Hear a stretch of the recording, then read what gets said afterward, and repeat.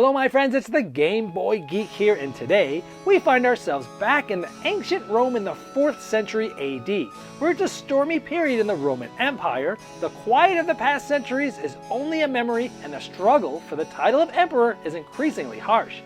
You'll be commanding a powerful Roman dynasty and will have to struggle to gain the domination over the capital of the empire. You'll also be entering the gladiator arena, where you'll compete to the death to increase glory and influence of your faction.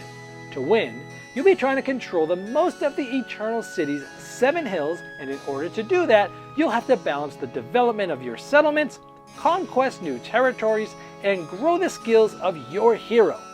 Anno Urbis, The Fight for Rome, is a strategy and combat board game for 2 to 4 players, takes 60 to 90 minutes to play, and is published by Fangi Games. It's on Kickstarter right now, and I'm going to show you how the game works, and I'll see you on the other side.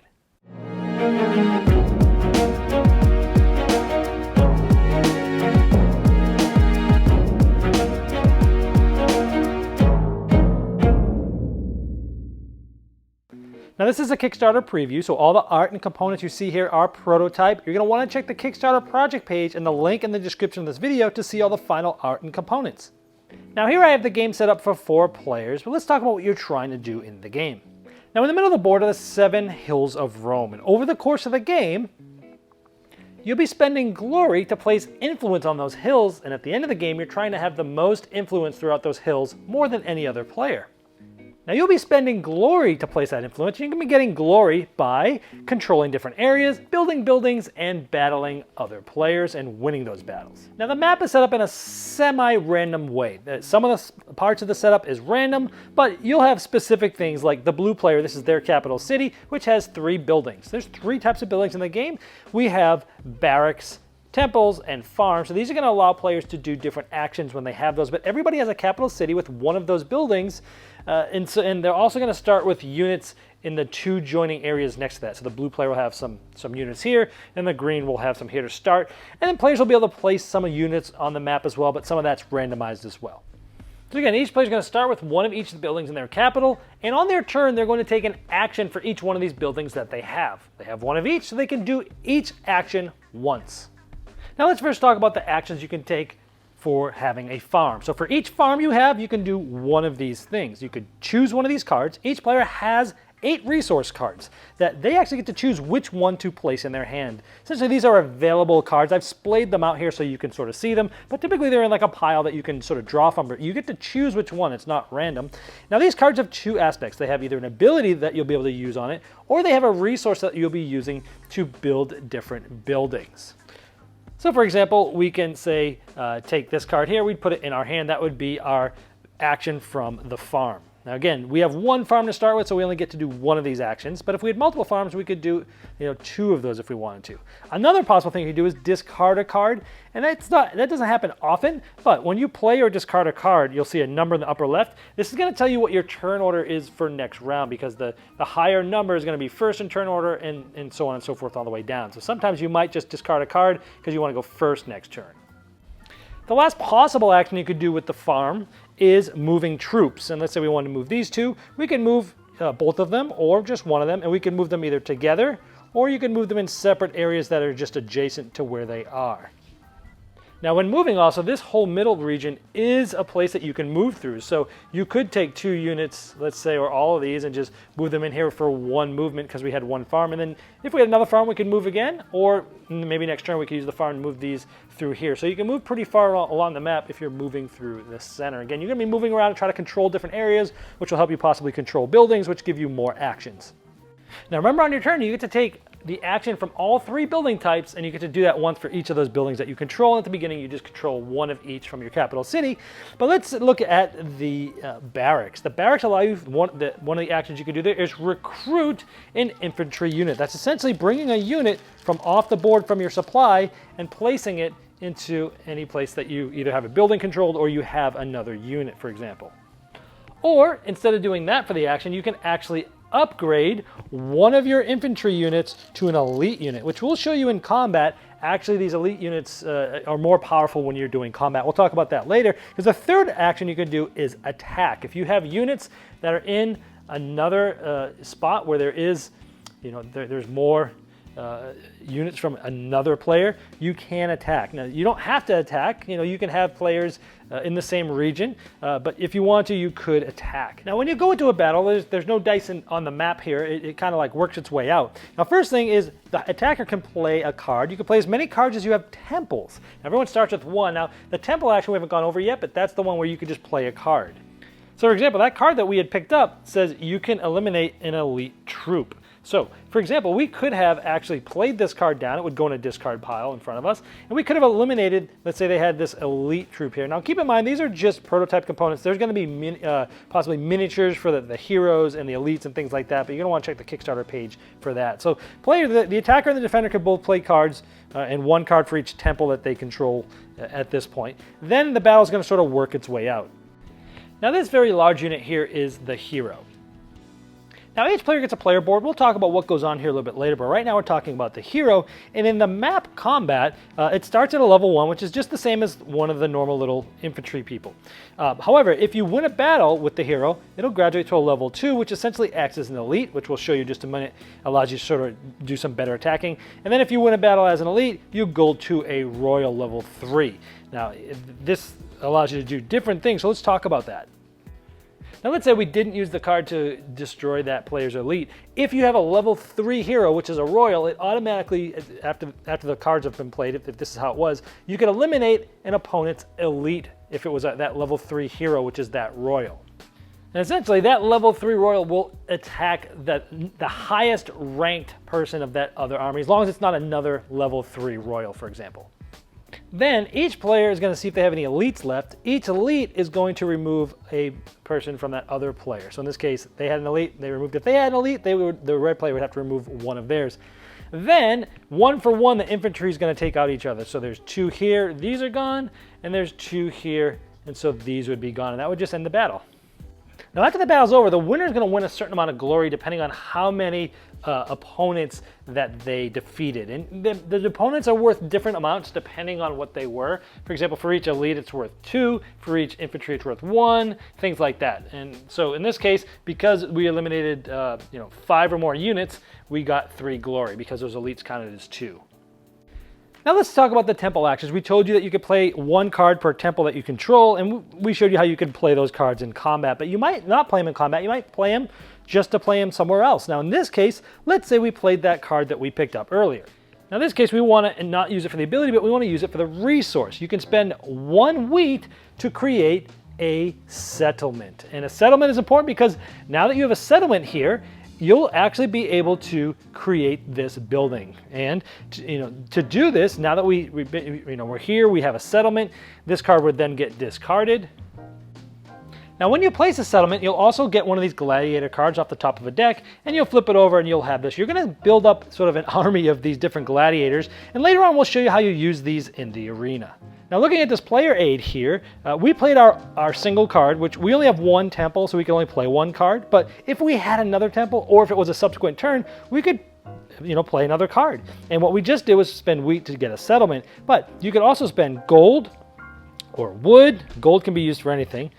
Wood or stone, and you're going to use this to build some of these different things. So let's say we had a temple that we wanted to build. Now the types of buildings that you can build are denoted by a random setup. So right here, only a temple can be built here, and of course you have to have this here. So let's say it was another turn of ours, and we had a card that we could play gold. So let's say we played this card to our discard pile, we did gold there, and we're going to actually place a temple here. So first of all, now we actually control 2 temples, which means we're going to be able to play 2 cards on each turn. Now, by the way, if other players come in here and take us over and control this area, they're going to have the control of that temple. Now, anytime you build a building, you'll be getting this glory, which we'll show you a bit later you can spend to put those influences on the hill. But when you build a temple, there's 4 different gods, and you can take both the icon with the sword and the defense here from any of these 4 that are still here. So for example, let's say we pick this god. We will take these 2 cards, and we're going to put them on our player board on the matching icon spot here. Essentially, it's attacking and defense there. And these are going to give us some possible special abilities either on the map Or later on, we're going to show you, we're actually going to go into the arena and have gladiators fight. And these cards are very powerful. They can help you there. They're mostly used here because those abilities are so powerful. So in summary, again, on your turn, you're going to activate each of the 3 buildings. And you'll be able to do that action once for each of those buildings. Like in this case, we have 2 temples. You can do that action twice, and so on and so forth. That's going to be the next player's turn, and you'll continue doing this through the different rounds. Now, at the end of your turn, you can spend up to 3 glory, and for each glory you spend, you can place an influence cube out on the hills of Rome by placing like this. And this essentially is the victory condition of the game. You're trying to control these and get as many as you can. If you ever have 4 hills that are completely all your cubes, which is really hard to do, you'll win just like that. Otherwise, you'll win if you have the sort of the majority of all the ones out there. We'll talk a little bit about that later. The other thing you can spend glory on is you can spend 2 glory to get a card from the same god that you already have, and you'll be putting it here. And this, again, you can spend 2 glory to get this, and again, it gives you another ability either to use on the map or in the arena. Now, once the 12th cube of influence is placed anywhere on these hills, we're going to go to the battle in the arena. Now, each player will secretly select which gladiators they're using because they might have more than 3, and once everyone's selected, they flip them face up. If you don't have at least 3, then you'll be using slaves, which essentially are not very good at attacking or defending. These are more powered up versions of those, and they get a special ability. Now again, there's going to be miniatures for these gladiators in the game. Check the Kickstarter project, but here we just have 1, 2, and 3 for our first, second, and third gladiator there, or slave. Now the arena is going to last 7 rounds. What you're trying to do is knock the other players out, especially having the last hero remaining, because if you lose your hero in the arena, you can't win the arena, and whoever wins is going to get the most glory in different spots, first, second, third place. And remember, your hero, if you've leveled them up to level 2 or 3, you could take 2 or 3 wounds before you die. If you're level 1, as soon as you get 1 hit, you're dead. If you're elite, you can get 1 wound, and then you hit second time you're dead. And if you're level 3, you get hit a 3rd time and you're dead. And all the gladiators are just 1 hit and they're out. Now how these work is their attack value is going to show you essentially when you can attack adjacent, and you're going to roll the die. 5 or 6 is a hit, 5 or 6. This one needs a 6. The other player is going to roll for the defense. In this case, this player has a 6 defense, 5 or 6. So you're going to roll, both sides are going to roll the die when someone's attacked, and you'll look at the attack or the defense depending on whether you're attacking or defending. This also shows you how far you can move, like 2 or 3, moving up, down, left, or right. Also, it shows you those stats for the hero.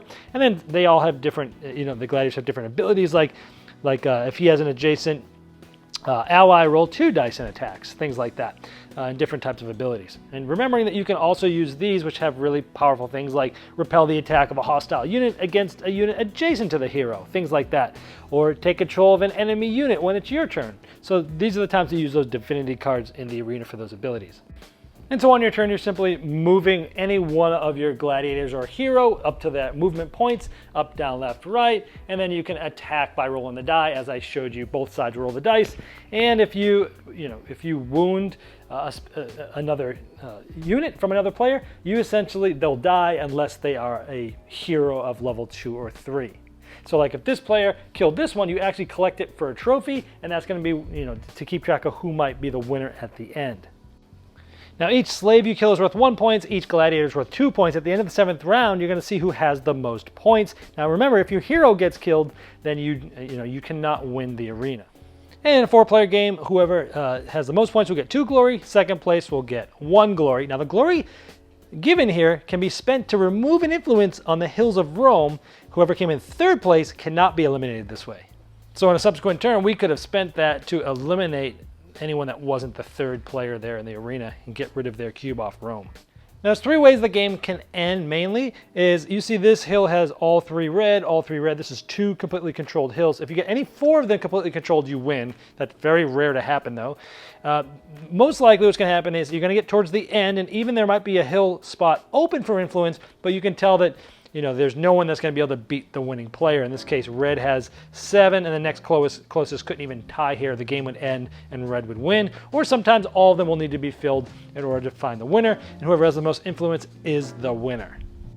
And now that you've seen most of the mechanisms in the game, feel free to pause here. These are those different resource cards that you get to draw during your turn for each of the farms that you have. And look at the different abilities and see what these do. They'll make more sense to you. Now, feel free to pause the video to do that. And here are some of the other gladiator cards that you haven't seen yet. Feel free to, check these out, look at the different values and read the abilities and see what these do. Like, hey, he can re-roll an attacking dice, things like that. Well, there you have Anno Urbis, the fight for Rome. And as I showed in the overview, it has aspects of area control, hand management, combat, and attacking, and you'll have to find a way to balance all of those well. Now, if you'd like to see the final art and components and all the different pledge levels available, you can click the link below me in the description of this video, and it will take you directly to the Kickstarter project page, and I'm sure the fine folks at FanG Games would love your support.